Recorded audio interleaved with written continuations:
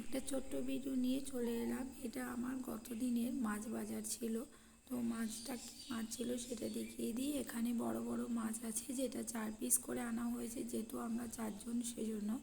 আর একটা প্যাকেটে আছে হলো চিংড়ি মাছ। তো মাছগুলো আমাকে একটু ধুয়ে ধুয়ে পরিষ্কার করে নিতে হবে, আর চিংড়ি মাছটা কাটতে হবে। তো ধুয়ে পরিষ্কার করে নিয়ে আমি একটু লবণ হলুদ লাগিয়ে দিলাম।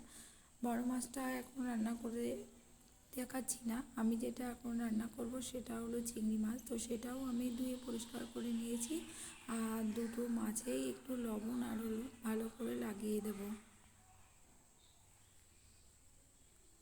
তো কড়াইতে পরিমাণ মতো তেল দিয়ে দিয়েছি, তেলটা গরম হয়ে আসছে। এদিকে আমি দিয়ে দেবো পাঁচফোড়ন আর শুকনো লঙ্কা ফোড়ন। পাঁচফোড়ন আর শুকনো লঙ্কা একটু ভালো করে ভাজা ভাজা হয়ে গেলে, যখন একদম লাল লাল হয়ে যাবে, ঠিক এরকম ভাজা হয়ে যাবে, তখন আমি এতে দিয়ে দেবো চিংড়ি মাছটা। তো চিংড়ি মাছটাও কিছুক্ষণ আমি একটু নেড়ে চেড়ে ভেজে নেব। ভাজা হয়ে গেলে এতে দিয়ে দেবো আমি কেটে রাখা সবজিগুলো।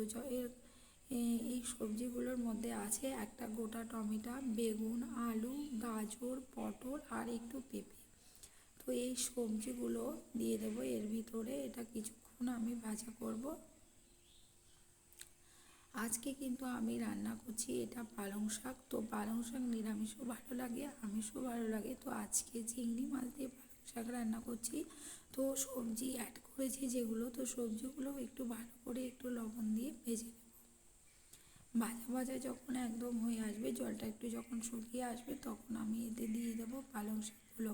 তো শাকটা আজকে আমি খুব ছোট করিনি, একটু মাছ বরাবর কেটে নিয়েছি। আর এখন যেহেতু শীষ পালং পাওয়া যাচ্ছে না, আর শাকও এখন খুব বেশি বড়ও না, ছোট ছোট শাক পাওয়া যায় বাজারে। তো এভাবে কেটে ধুয়ে পরিষ্কার করে নিয়েছি। তো শাকটা কড়াইতে দিয়ে দিলাম, আর যেহেতু লবণটা আমি আগেই দিয়েছি, সেজন্য লবণটা এখন আর অ্যাড করলাম না। এবার একটু ঢেকে ঢেকে আমি ঘন্টটা করে নিচ্ছি। শাকের ঘন্টটা প্রায় হয়ে এসছে। আমি সামান্য চিনি দিয়ে দেবো, আপনারা চাইলে চিনি অ্যাড করতে পারেন, নাও পারেন। তবে এই চিংড়ি মাছ দেওয়ার জন্য খেতে খুব সুন্দর হয়েছিল। তো রান্নার পরে এরকম হলো দেখতে। তো আমার ভিডিওটা এই পর্যন্ত রাখছি।